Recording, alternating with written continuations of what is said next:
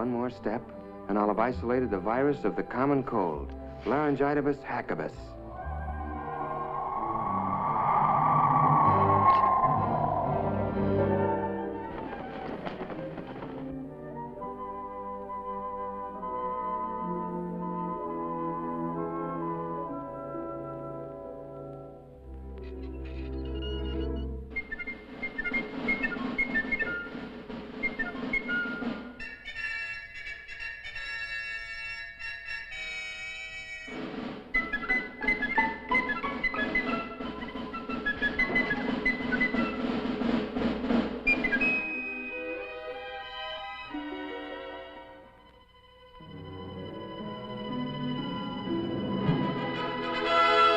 Eludium Fosdex, check.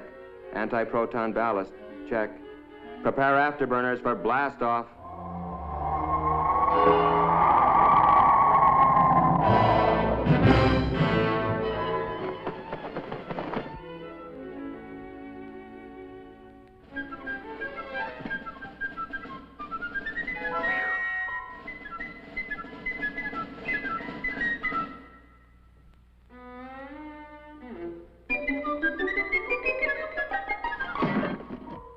My biggest problem in this job is how to keep from disturbing the parents and getting them in a tizzy.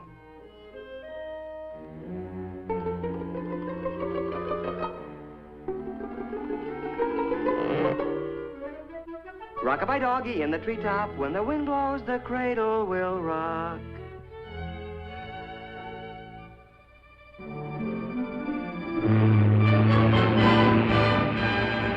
And so, after answering the $64 million question correctly, I decided to take a few trips around the world.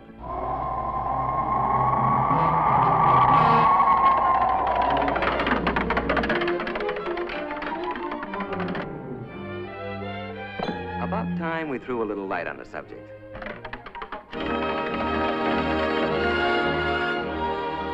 First thing you gotta do is get their attention. Comfy? Have I got your attention? Okay, let's straighten out a few facts about you and the Army. Now then. Excuse me just a minute. Rock-a-bye doggy in the treetop, when the wind blows, the cradle will rock. You know, Ralphie, it's a funny thing, but every high school senior I've ever known thinks that when he gets into the service, all his buddies will look like a bunch of lower Slobodians. Of course, there's always one exception. You. Actually, they're going to be pretty much like the guys you're graduating with. Just plain old characters like Roy Robinson from Jefferson High in Portland, Oregon, Don Osgood from Page, Nebraska, Pete Willoughby, Los Angeles State College, Dick Martin from St. Peter's High in Worcester, Worcester, Massachusetts. Oh, well. Nice guys who wash their teeth every day, get their hair cut regular, well, fairly regular. Just a neck trim, please. Yes, sir.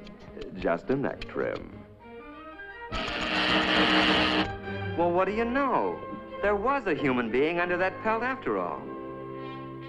Another interesting idea held by a lot of otherwise bright high school seniors is that the Army has all the right size clothing, but that it's mainly interested in getting it on all the wrong size people. Well, nice comic book stuff. But actually, the Army's no more interested in putting you into the wrong-sized uniform than your football coach would be. And for the same reasons. It's not necessary, it's inefficient, and it's just plain sloppy.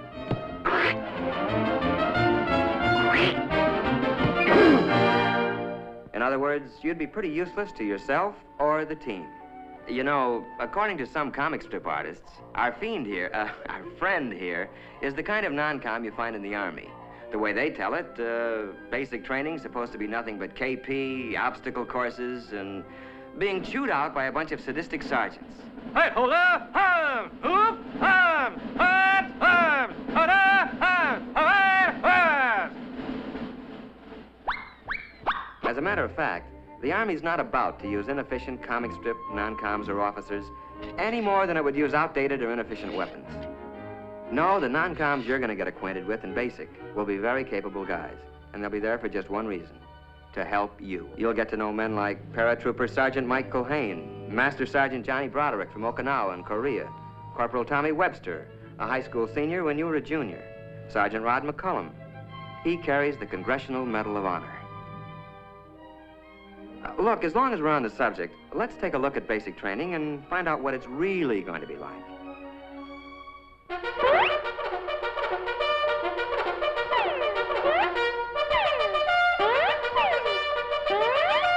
Well, you're going to learn a few things at basic. Useful things, like how to handle weapons safely and effectively. And at 700 yards, I let him have it. You're taught to use a compass, how to read a map. Very impressive stuff later to the girl of your dreams. You'll learn how to pitch a camp and how to give first aid. The sort of knowledge that other, people will respect someday. You're also going to develop muscles that'll be useful later. Some you didn't even know you had. But then, it's not a bad idea to keep in shape for recreation, like boxing, football, skiing, and other, sports.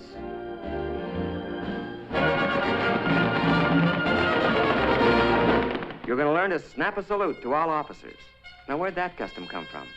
Well, the way I heard it, the only way one knight could recognize another knight under those cast-iron tuxedos was to lift his visor. It's a sort of hello among military men. Then one day, you're going to suddenly realize that you're beginning to look like and act like a soldier or a man. And you'll be surprised to find that you're very proud to be serving your country in the United States Army. A short intermission. Rock-a-bye doggy in the treetop. When the wind blows, the cradle will rock. Okay, basics finished. Now what? Well, according to some comic strips, more endless months of KP, policing some forgotten post, and learning how to artistically goof off. But mainly, the rest of your Army career is supposed to be spent doing anything you're most unfit for. Humorous stuff, no doubt, but not good sense. Actually, the Army wants to send you where you'll be most useful and where you can serve the best. Where this will be is determined to a great extent by those interviews and aptitude tests you took in your first days as a recruit. So the chances are that... But wait, just a minute. Maybe you'd like to know before you start how you're going to spend your Army career. Maybe you'd like to choose the training you want and not leave it up to chance. If so, then the Army has a special deal you'll want to hear about. It's called Reserved for You. And in it, you pick the job training you want before you enlist. The Army then reserves that position in the world's finest technical schools until you complete basic training. And now, let's go back to those dreams of yours. How about laboratory work in the medical field? The Army has some of the finest laboratory facilities, technicians, and scientists in the world. Well, that's just one of 127 courses offered by the Army. How about that dream of working with rockets or atomic power? How about guided missiles?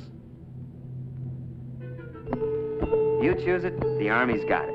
The only ticket you need to this program is one high school diploma. Sound good? Well, I can make it sound better. The whole deal is guaranteed by this letter, written to you by the Adjutant General of the United States Army. You don't sign anything until that letter is firmly in your hands. Fair enough?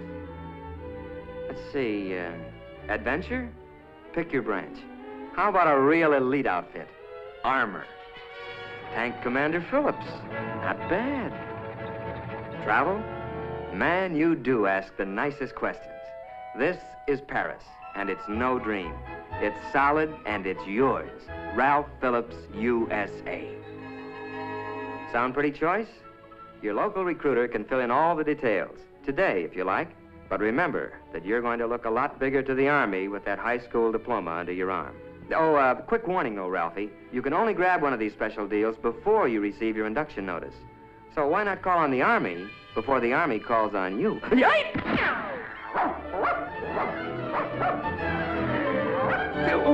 What's the matter with you? You gone nuts or something?